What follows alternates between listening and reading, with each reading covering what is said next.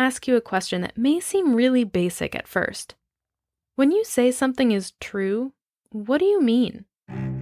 For lots of us, the word true might be so clear in our minds that it's hard to explain it, or it feels obvious.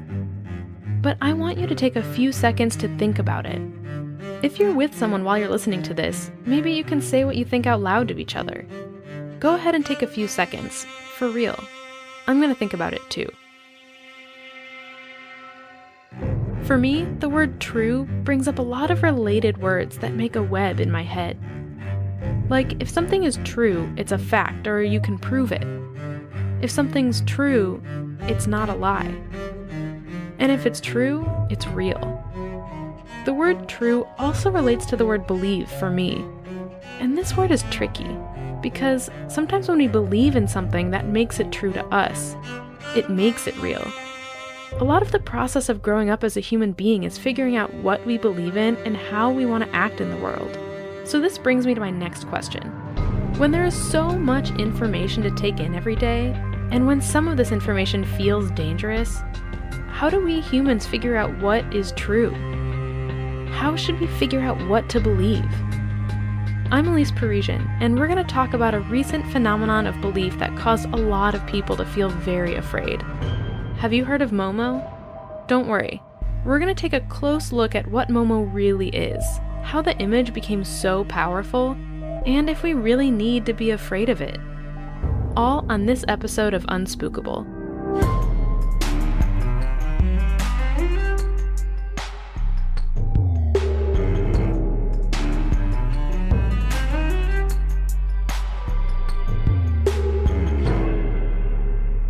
The first time I saw Momo, I screamed.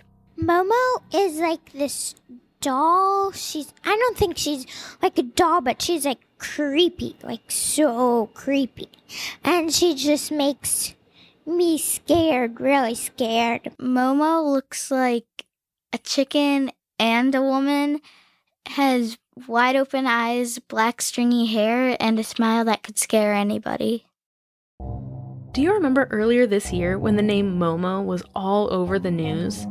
Kids were talking about it, adults were talking about it, news and radio stations were covering it, and schools were trying to figure out if Momo was something they should be panicking about. The virality was especially strong because of what people were calling the hashtag Momo challenge. Now, we've talked about some viral challenges on Unspookable before, in our Charlie Charlie episode and with Slenderman. It seems like there's always an opportunity for something scary to go viral at any minute, and this was definitely the case with Momo. Pictures of Momo were shared millions of times in just a few days, and even celebrities picked up the story, like Kim Kardashian West, who went on Instagram to share a warning about the Momo challenge with her 129 million followers. But before we get into what this supposed challenge is, let's talk about who or what Momo is. For people who are familiar with the name, thinking about the image of Momo might make you cringe, and that's perfectly normal. I mean, Momo is creepy. We don't have to pretend like it isn't. The image of Momo that's been shared the most is a close-up of a female-looking face with big, bulging eyes, a huge, pointed mouth, and stringy black hair. Her skin looks almost reddish in some photos, even though it's pale, and you don't really know what expression she's making. Is that a creepy smile? What is she looking at to make her eyes pop that way? If you've seen a full body picture of Momo, you can see that it's a woman's head on the body of a bird-like creature, which adds an even weirder dimension to the whole thing. So let's say you're online just skipping around YouTube and all of a sudden you come across Momo. Or maybe someone snaps you the image. With absolutely no explanation whatsoever, yeah, this could be pretty terrifying. As human beings, our fear response to potential threats has evolved over thousands of years to trigger hormones, which activate throughout our entire bodies, before our rational brains can even ask, wait, what is this? When you're afraid, adrenaline is released in your body, which increases your heart rate and makes you more alert. All of this is a survival mechanism. After all, though we may think we're more evolved in some ways, humans are just animals. Before we built cities with protective walls, or dreamed of something like the internet, Our ancestors were just trying to survive. The adrenaline-fueled fight-or-flight mechanism is built into us at the most basic level. Even in our supposedly advanced societies, we still need this intrinsic skill. Not all of us are safe all the time. But for some of us, the adrenaline trigger can also be fun. It's why we choose to watch scary movies or go to haunted houses. And it can be why we choose to look at something like Momo and share it so that others can look at it too. But then, hopefully, if we're only momentarily startled, and then we can let our brain take over, we can ask ourselves, what is this really? In the case of Momo, just a little digging will tell us all about the intentions behind the image. Momo is actually a sculpture called Mother Bird. It was created by Japanese artist Keisuke Aisawa for the special effects company Link Factory. In 2016, Aisawa displayed the sculpture in an art gallery in Tokyo, known for horror artwork, called Vanilla Gallery. That's when the original photos were taken. He based the sculpture on the Japanese legend of Ubume, the ghost of a woman who died in childbirth. So, while the creator was intending the sculpture to be seen as scary, he never intended for it to be part of a challenge, or create as much panic as it did. So where did the panic come from? Well, people visiting the gallery took pictures of Mother Bird and posted them to Instagram. Those pictures found their way to a website called Reddit, and a particular section where creepy things get posted. Then, from there, people started using the image to try and deliberately scare people, similar to how they did with Slender Man, like we talked about last season. And it wasn't just the image. What really made Momo go viral was the so-called Momo Challenge, where images or videos of Momo would be accompanied by directions to do dangerous things. Many adults shared the warning, saying that Momo was telling children to hurt themselves, and that children had died because of this challenge. And here's where we can take a pause, just like we did at the beginning, and ask, but is that true? Or are people just believing something with no evidence because they're scared? Of course, many adults want to protect the children in their lives by warning others that something online might be dangerous. But how much of that fear comes from not understanding something, or not doing any further research? In the case of Momo, a lot. It's been acknowledged before that Momo is a hoax. In particular, the claim that Momo has bad intentions or is trying to tell kids to hurt themselves. That part is definitely a hoax. People spread that rumor on the internet to make it go viral, and for the rush of trying to scare others. As we've said before, the internet is just a tool. Most people use it to try and improve the quality of their life, but there are some people who choose to use it to try and harm other people and take advantage of their lack of knowledge. As those of us in younger generations know, some adults don't understand a lot about the platforms we use, like Snapchat, YouTube, or TikTok. They jump to conclusions about things being good or bad, usually because they want to protect us. The Momo Challenge is only one in a series of viral challenges that routinely pop up, scare a lot of people, and then are either debunked or fade away.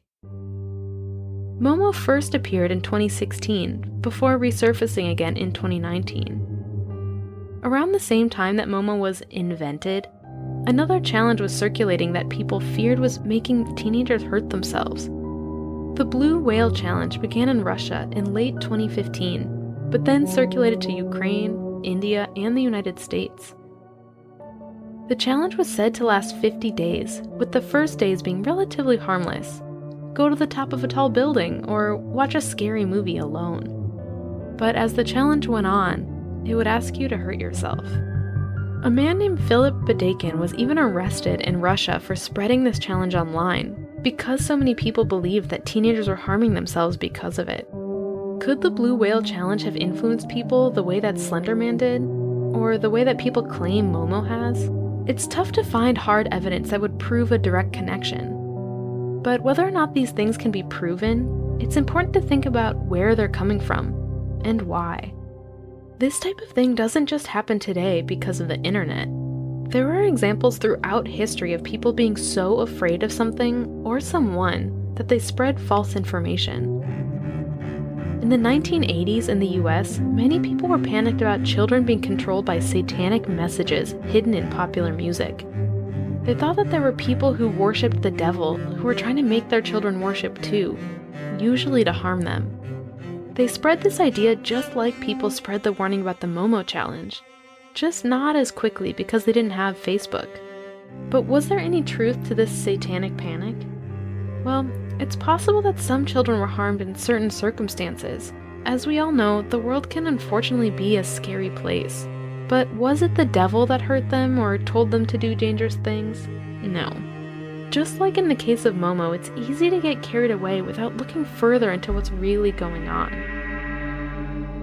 You should research so you know what's real and what's not real. Like how my parents made me research about how Momo was scaring me and how it just wasn't real.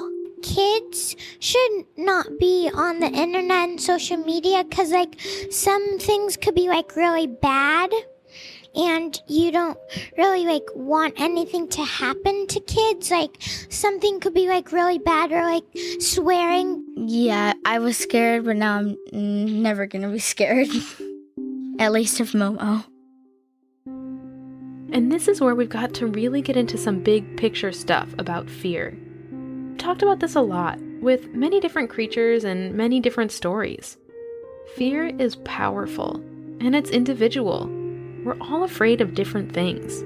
But when a common fear sweeps up a whole group of people, or even a whole society, this is known as moral panic. Moral meaning whether something is good or bad. In the case of a moral panic, a large group of people feel that something bad is threatening their well-being, and they may do something drastic about it. Like how we mentioned that people were burning accused witches and werewolves at the stake.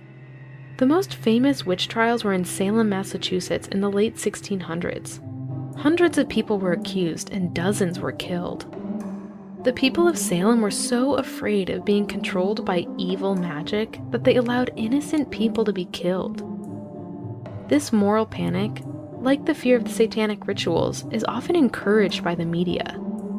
At this point, you might think, the media? Isn't the media like television news or articles on the internet? What does the media have to do with the Salem witch trials? The interesting thing is the media can be any way that people receive information. So today, our mass media consists of what we consider advanced technology. News broadcasts are watched by millions of people at the same time, all over the world. But back in 1692 in Salem, the media was as simple as a small sheet of paper that was handed out at church that told you how to identify a witch. It's the same human fear that media activates, whether by a piece of paper in 1692 or a post on a website in 2019. Moral panic can spread the same way. So we've got to be careful who we listen to. And we've got to think hard about why we listen to them. Just because something is being reported on the news, unfortunately, doesn't mean it's true. Hundreds of important news sites all over the world talked about how children could potentially be harmed by the Momo challenge, but in the end, there was no evidence that any children were hurt. You might think, why would a news site say something that isn't true, or that they haven't researched further? Well, one reason could be the power of fear. The power of fear to get people to tune in, pay attention, and follow directions. Think about the last time a friend told you a scary story, or maybe told you about something you could get in trouble for. Did they have your attention? In many cases, that's what people who create the news and people who are in power in other ways want us to do. They want us to listen to them. If they can activate that fear response in us, maybe their post will go viral. Or their news site will get millions of clicks, or their broadcast will be seen all over the world, because it's probably not going to be a feel-good story that gets new people to watch a news show. Sometimes it's going to be people tuning in because they're worried about the topic the news is presenting, or maybe feeling even more curious because it's about something scary or dangerous. That can get people just as engaged as a cute animal video. And what do those clicks and views add up to? You've probably guessed it by now. Money. Getting people to subscribe online or watch on TV makes money through advertising. When an ad pops up, either on the side of your tablet screen or during a commercial break on TV, that ad is worth more money the more people see it, right? Because the more people see it, the more likely at least some of them are going to buy what's being advertised. So if the content is really exciting, or scary, or interesting, if people think they need to tune in, that's a good thing for the people that create the content. Does this mean that everyone that gives us information is just trying to get our money? Not necessarily, but it's important to figure out where you want to get your news from, and this could be one of the factors. Do you think the content is sensationalized to get you to pay attention? Or is it really digging into information that you need to know? Ultimately, you're the one who decides who and what you listen to. You're the one who can dig deeper and ask more questions. You don't have to settle for what everyone else believes, or what everyone else is talking about. It's okay to be scared. It's even okay to be scared of Momo. I mean, come on, that picture is weird. But we need to keep asking ourselves, what's underneath the fear? And who is trying to get something out of it? After the most recent resurfacing of Momo, everyone wanted to reach the artist Keisuke Aisawa, who created the original sculpture, to see what he was thinking. What were his true intentions? What did he think of the viral phenomenon that his artwork became? But rather than play into the sensation any further, Aisawa just said, "The sculpture doesn't exist anymore. It was never meant to last. It was rotten, and I threw it away." Aisawa said that only one of the eyeballs used in the original creation would be recycled in another work. He said that while he intended it to be scary, he never wanted it to become anything more than a passing shudder if you saw it. It was never meant to be used in the way it has, he said. I have no regrets that it's gone. Humans have shared stories in so many ways over the course of our history. We used to have to tell them to each other face to face, maybe around a fire, or perhaps from a stage, or in the town square. Then there was the written word, and the printing press, and more people able to read and share that way. Now we share stories online at what seems like the speed of light. But no matter how we share them, the thing about stories that stays the same is that they show us something about who we are. Even when they are fantasy or science fiction or horror stories, even when they're made up, the things we choose to repeat and share tell us something about our culture, our values, and the way we see the world. So when it comes to werewolves or evil fairies, or even something like Momo, what do our most shared scary stories say about us? Underneath all the things we can identify as make-believe, what are we really afraid of? Or is it that question itself that is really the scariest of all?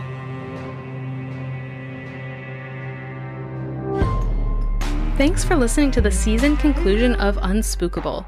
I'm your host, Elise Parisian. This episode was written by Ellenor Riley-Condit, produced and edited by Nate DuFort. Our theme song and additional music composed by Jesse Case. Our logo was created by Natalie Khuen, with episode artwork by Sarah Stitches. Special thanks this week to our guests Blythe and Olivia. Look for Season 3 of Unspookable coming this October. If you enjoy the show, make sure to tell your friends. You can leave us a rating and review in your podcast player of choice, or share an episode on social media. Speaking of social media, you can find Unspookable on Twitter and Instagram. Follow us for a peek behind the scenes and for updates on the show. Unspookable is a part of the Soundsington audio network, committed to making quality programming for young audiences and the young at heart. For more information on our shows and the people behind them, go to www.soundsingtonmedia.com.